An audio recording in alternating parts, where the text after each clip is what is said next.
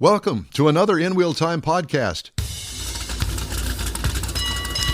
This is your place for all things automotive, the award-winning In Wheel Time Car Talk Show. Coming up, Nick Cappa, the voice of Ram Trucks, joins us, if a truck has a voice. Jeff has the racing calendar. Mars has This Week in Auto History, and I'll get you caught up on the stories making automotive news headlines this week. Howdy, along with Mike Out of This World, Mars. We always need more Jeff Zekin. I'm Don Armstrong, so glad that you could join us on this Saturday for our live broadcast. If you're listening on a podcast, we do a live broadcast of this show every Saturday from 10 to noon Central Time. My girls are driving out to Sealy. They're going out west for a little ways this morning, and I told them to listen to the podcast, and they said they do their best. The podcast? You mean the live broadcast? Live broadcast on the. You said podcast is stuck in my head. Never mind. They're traveling. They're traveling. Okay. Well, we'll hope that you're listening, because joining us right now is an old friend, not old, but an old friend. Nick Cappa, Ram Trucks Communications Manager. Nick, hey man, it's great to see you, my friend. How have you been? Ooh, oh God! Oh boy! Are you? Have you? There he goes. Have you muted yourself? Are you unmuted? No, he's not mute. He's not muted. I think it's at. Let's go back to this way. Mike's checking it. Come on, really? There you go. The problem lies with your set and not this radio station. All right. Well, while you guys fiddle with that, in the meantime... And we check now. How about now? Is that better? That's much better. What happened? Right. Was it on your end or our end? No, I think it's on my end. I have my own little microphone here, similar to what you guys get to use, real cool. It was one of those things I bought during the COVID thing. We got work from home, and now I got to make sure that I always change it depending on what platform we're using for these virtual meetings. Gotcha. Well, hey, man, it's great to see you. You too. It's been a while. I know. I like your set. That's pretty slick back there. Thank you very much. We appreciate that. I don't remember the last time I saw you, but this show has been in existence since 2011. Yes, and I'm getting younger by the day, as you are. But it's good to see you. He's shaking his head. Yeah, it's good to see you, my friend. And great news coming from Ram Trucks. The HEMI's coming back. Gosh, the whole month of June has just been a wildfire, right, of news that we put out.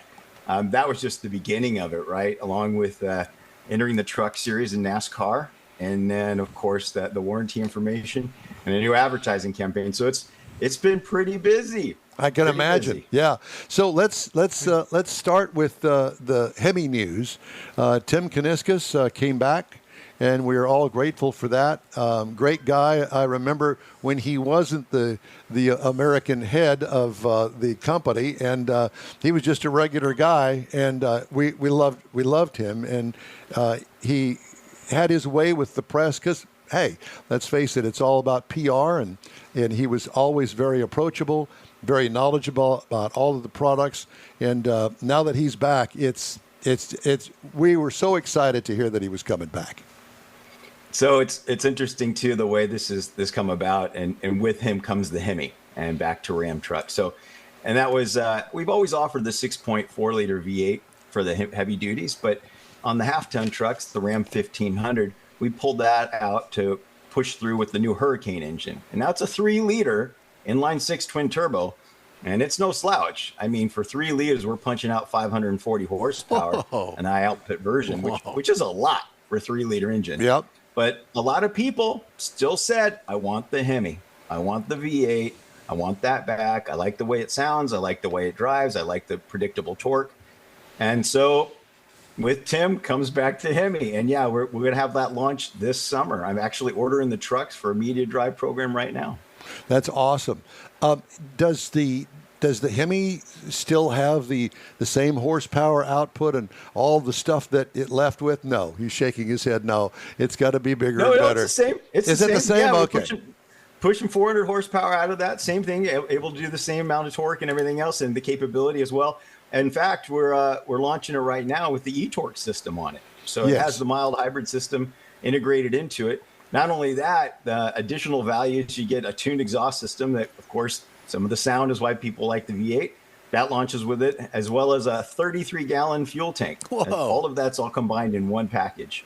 Very it's a great nice. value. Yeah. And what package is that going to be called? Oh, just grabbing the 5.7 liter HEMI V8. That just comes with the motor. Gotcha. It comes with, and pushing through that 8-speed transmission, which, as you guys know, shifts like butter. It's really nice. So it's a great package, and this is absolutely a customer-driven initiative. Bringing back the HEMI was something that our customers wanted. Anyway, we were talking about the HEMI engine in the Ram pickup truck, and so you're going to have them at the dealers by when? Early fall? Summer, man. This summer. Oh, we'll this have them summer. out there. So they're cranking them out already. Same amount of capability, but they have the eTorque, combine it with the 33-gallon fuel tank, value packaged, and then also a tuned exhaust because everybody loves the sound of a HEMI. Yeah, well, there's no doubt about that. Now, you're still going to offer the Hurricane engine? Absolutely. It's available in 2 versions. So you get the high output at 540 horsepower and the standard output, which is no slouch either, at 420 horsepower. And that's a lot for a 3-liter twin-turbo inline-six. So it's a great engine. We also have the V6 Pentastar on the entry level. So it's a full powertrain of choice offering. That's what customers like, is the choice of different types of engines for whatever need they have. Now, the Ram Classic went away. Correct? Yes. Yeah. That was the DS platform, and it was a great truck, and it worked really well. And I think the fact that it stayed in for so long after we launched the new all new Ram 1500 is a testament to how good the truck was. And so, but in time, we were able to do a lot of the things that we wanted to with the new platform. So it really kind of like replaced the things that we were doing with the classic truck, meaning like the tradesman trim level, the low end time, the work truck. We're able to do that now with the new platform at an entry level price that's really compelling. So it made sense just to push everything now on the new platform. Where's the Ram 1500 built? Sterling Heights Assembly Plant in Michigan. Okay. There you go. Yeah. Good. So we don't have to worry about tariffs. We don't have to worry about coming across the bridge over there in Canada. We don't have to bring it up from Mexico. It's going to be built right there at Sterling Heights. Sterling Heights, that factory's been there forever. Yes, it is. It's been there forever. Yeah. They're hustling right now. We got a lot of trim levels coming out of there. The new RHO, obviously the performance off-road truck. There's a new push for sport trucks, really. So we've got this great lineup of modified and custom trucks that you can get with an off-road bias or a street bias. They just have a great look, and we build them on the tradesman trim. Some of them actually have the high-performance engines, and some of them have nicer interiors. So let's play up through the whole ranks. You got the Warlock in the 1500, then you got the Rebel, and then you got, of course, the RHO, which has that 540 horsepower Hurricane engine. So it plays all the realms up there, and we do the same thing in the heavy duty. So Shap's been pretty busy trying to keep up with all the different product launches that we're doing right now. I assume RHO stands for When Ram. I say Shap, I mean Sterling Heights Assembly Plant. Yeah, no, I hear you. I understand that RHO is Ram High Output. Well, some people say that, but I know if you pull up the center console cover, you'll see a picture of a little rhino that the interior designers had fun putting in there. So we've never really defined exactly what RHO stands for, but it sure is fun having people, put their own, You got their the own Power agenda Wagon, on too. that. The Power Wagon's up. The power is the power. Did you mention the Power Wagon? Power Wagon? Power Wagon's on the heavy duty side. Okay. So on the heavy duty side, we also play into that sport truck realm. So you have the Rebel HD, and you have, of course, the King of the Hill for off-road, the Power Wagon, which I think some of you have done some winching demonstrations with me Yes, in sir. the past. That was a lot of fun, too.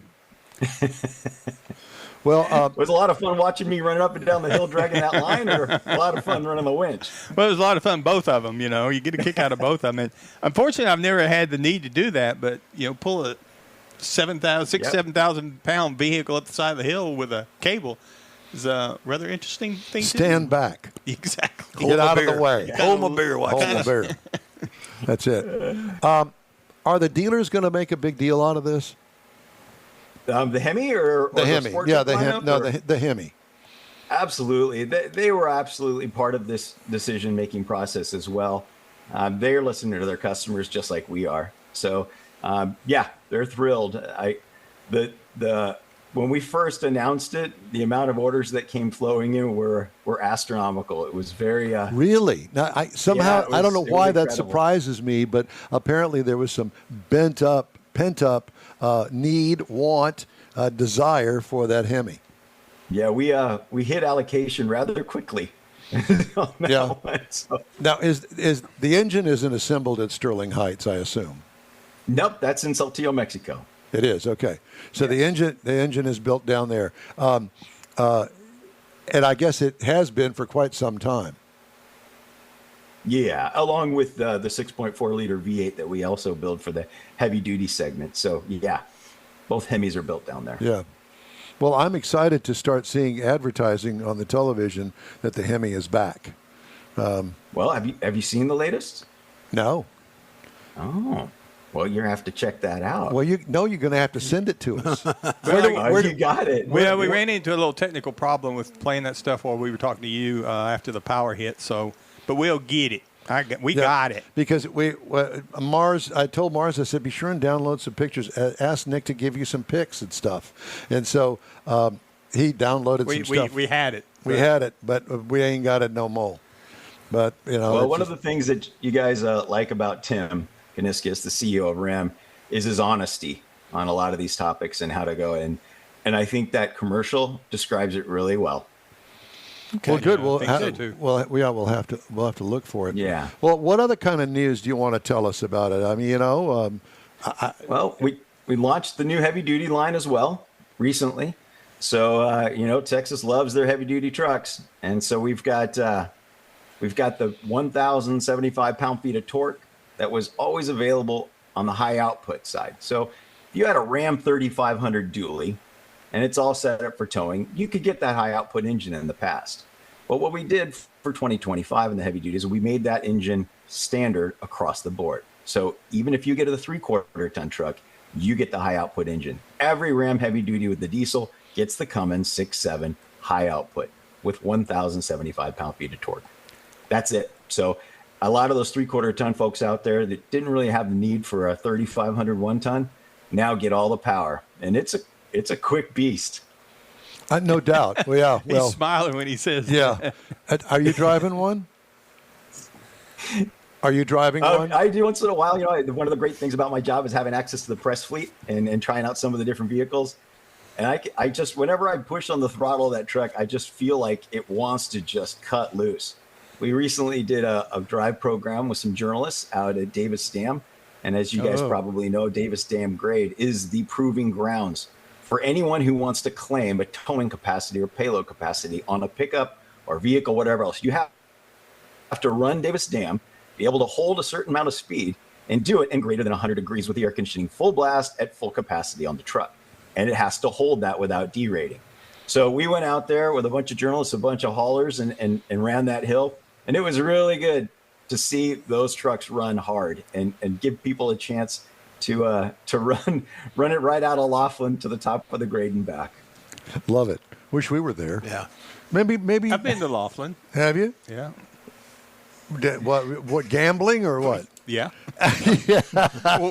There's nothing else there. Yeah. Oh, come on. There's probably another story. You kind of hesitated on that. He did, one. didn't he? Well, I told my son to be sure and listen to this segment because his truck got rear-ended. I was telling you about that this week, and so that he could hear firsthand what all the new stuff is going to be. So And the Yeah. discount he's going to get.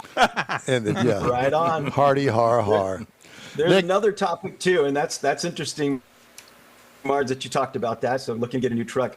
One of the pieces of information that we've had more recently we've been looking at is how long people are hanging on to their pickups. Yep. It's reached an all new record.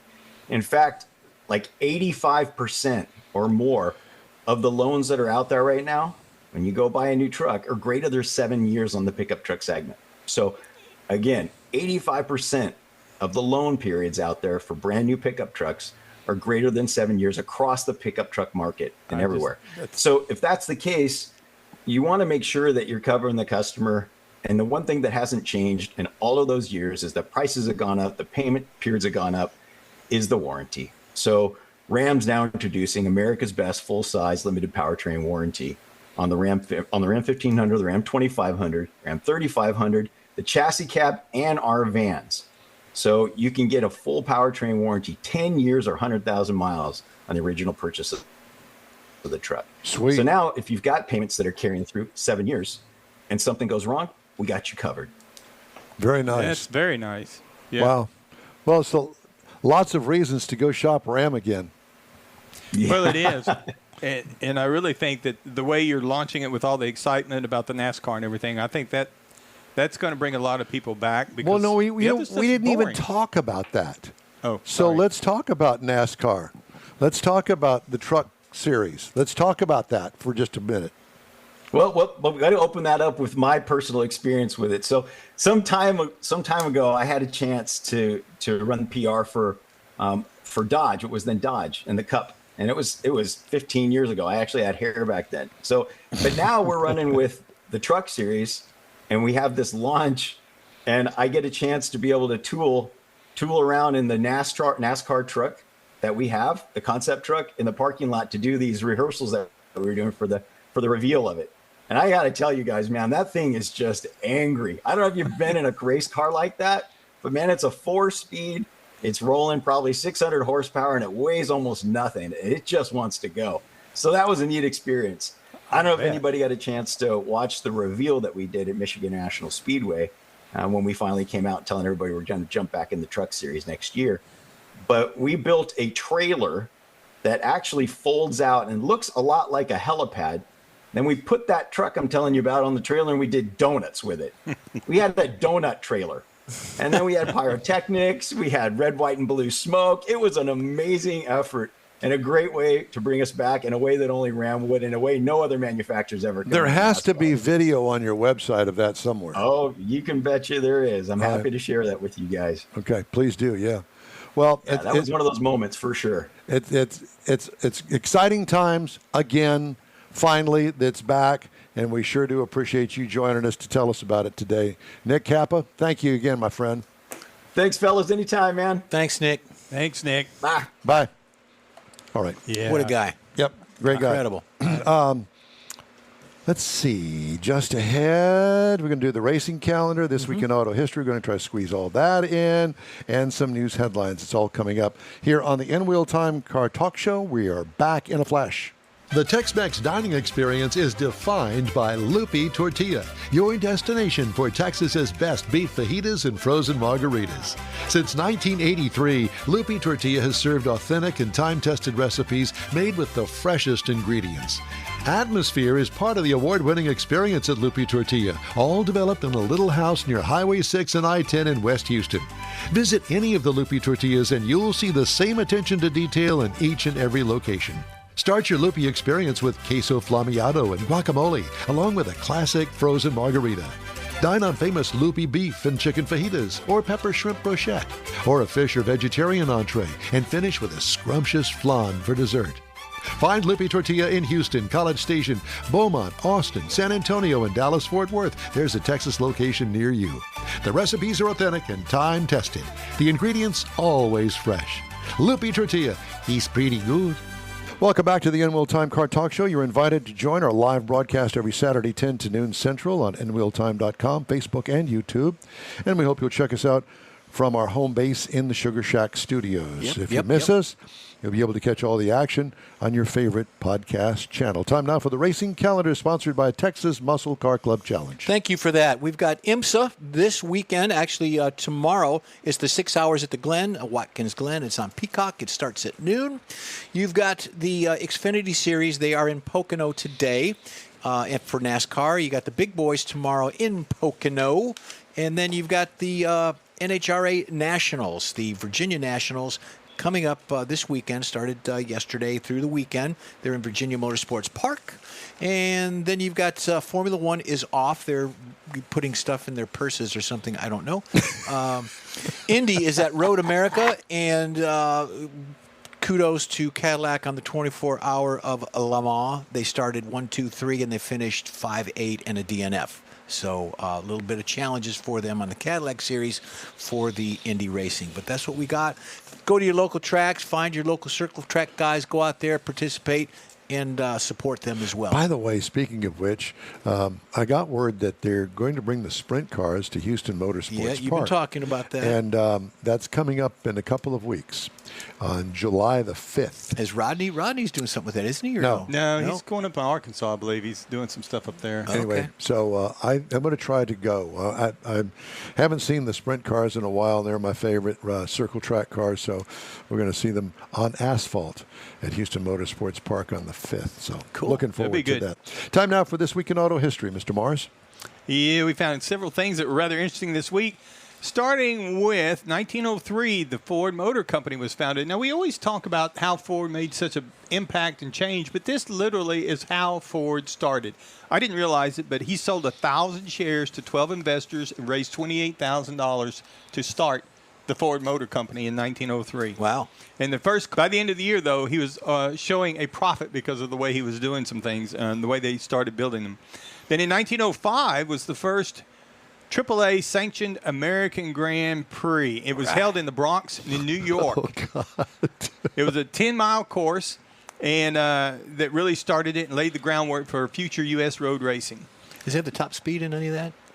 No, I didn't get that. 10. Sorry. Yeah, it wasn't much. Then in 1928, the Cord Corporation is founded. We've often talked about how the car Golly. Cord was so far advanced with its front-wheel drive, the headlights. I mean, there's a lot of innovation that were in that. Beautiful. But the corporation actually consisted of Auburn, Duesenberg, and the Cord Car Company. And before it was all said and done, it also included the Checker Cab, Lycoming Engines, Stinson Aircraft Company, and a New York shipbuilding business, all under that Cord Corporation. Then in 1961, Ferrari got the victory at the 24 Hours of Le Mans in a Ferrari 250 TRI 61. Now, this is where Ferrari started its dominance in the endurance racing community, and it went along with Enzo Ferrari's strategy to build in prestige by being the winner on the track. Then in 1971 was the fastest Le Mans on record. Now, this is a Porsche 917K covered 3,315 miles at an average speed of 138.1 during that race. And it also marked the end of the original Mouslan straight configuration before chicanes were added, making the That'd be legend. the Moulin Rouge. I think that they did a dance there. Moulin Straight. Well, the Moulin Straight, maybe where the Rouge was. Anyway, they did away with that, and it slowed the cars down so they couldn't go as fast because they added the chicanes because they thought the speeds were getting too high. Rouge in French is Red. Yeah. Then in 1981, the film The Cannonball Run was released. Now, this is based on a true event, a real story about Cannonball Baker making a Sea to Shining Sea Memorial Trophy Dash, and had people in it like Burt Reynolds, Dom DeLuise, Farrah Fawcett, Jackie Chan. Had a lot of exotic cars, outrageous stunts, and a lot of celebrity cameos, and it's a really good, fun movie to watch this week in automotive history. Thank you, sir. Roush Industries will soon open an assembly line dedicated to upfitting thousands of trucks with self-driving systems for technology startup Kodiak Robotics. The line will operate at Roush's factory in Livonia, Michigan, within a matter of weeks now, the company's told Automotive News. These are over-the-road big tractors, okay? Yep. For Roush, the work marks the latest contract manufacturing project related to autonomous vehicles. The engineering services company has previously built Google's seminal Firefly vehicle and Nero's R1 delivery bot. So here they come. Nobody behind the wheel. Of a very big truck. Yeah. Of a very big truck. Right now, they're going to have this thing in some sort of ferrying thing just to make sure everything works, ferrying sand or something from one item to And then another. you get the Texas Hammer lawyer guy pounding on a robot truck. Jim Adler, Yeah, the Texas that guy. Hammer. That's him, yeah. What a guy. I'm And his son. I'm just imagining we're going to take this truck and put 50,000 pounds of sand in it, and we're going to turn it loose without any driver. There's a problem with it? Hold my beer.